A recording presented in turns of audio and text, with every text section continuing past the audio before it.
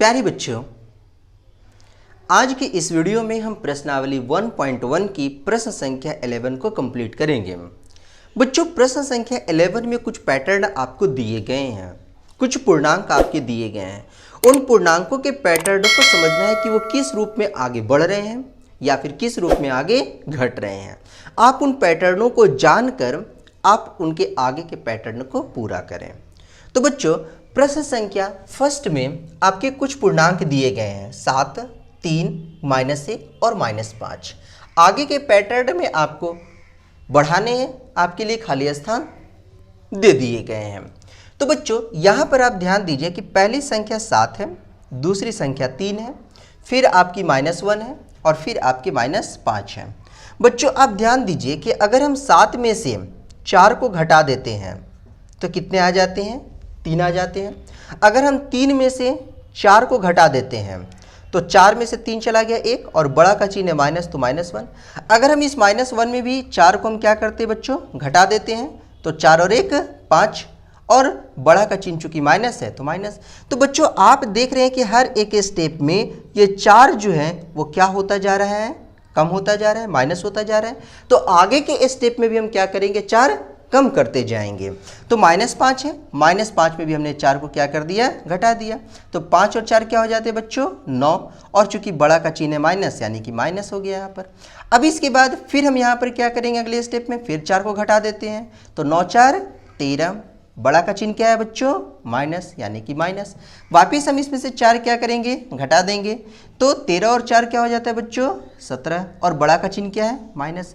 तो इस प्रकार से आप इस पैटर्न को आगे जारी रख सकते हैं, परंतु हमारे प्रश्न में सिर्फ आगे के 3 स्थान दिए गए हैं। तो -5 के बाद की हमारी जो संख्याएं प्राप्त हुई वह प्राप्त हुई -9।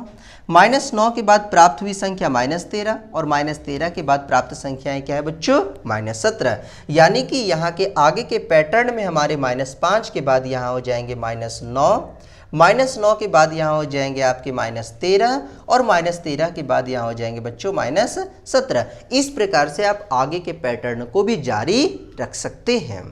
तो बच्चों, इस प्रकार से आपको पैटर्न की पहचान करनी है, उसके समझ को विकसित करना है और उसके बाद आपको आगे की संख्याओं को लिखना है। तो इसी प्रकार हम प्रश्न संख्या 2 को भी कंप्लीट करते हैं। देखते हैं प्रश्न संख्या 2 के किस प्रकार पैटर्न दिए गए हैं।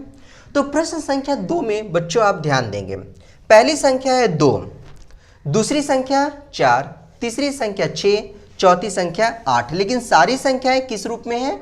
ऋणात्मक में है। यानी कि 2, 4, 6, 8 कुछ इस तरह से आपके 2 कम होते जा रहे हैं।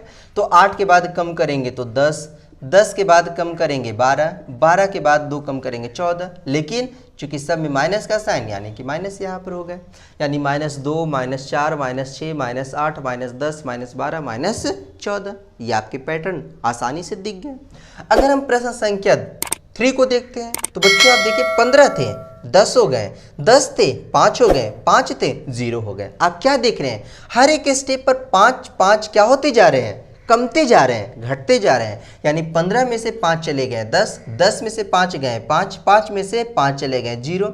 अब 0 में से 5 चले जाते हैं तो क्या बचते हैं बच्चों? -5। यस और नो? आप यहाँ ध्यान दीजिए, 15 में से 5 को आपने घटा दिया, क्या प्राप्त हो गए? 10।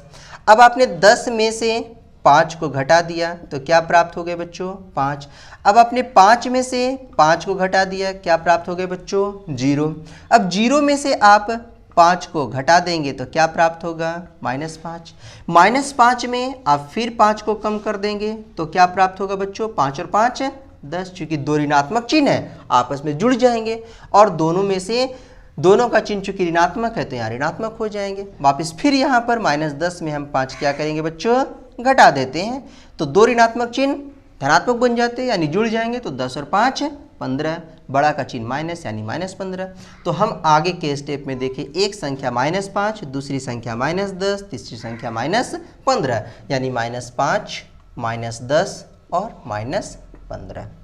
राइट बच्चों? तो इस प्रकार के बाकी अन्य शेष 2 प्रश्नों के पैटर्न को आप स्वयं देखिए और उसे कंप्लीट करने का प्रयास कीजिए।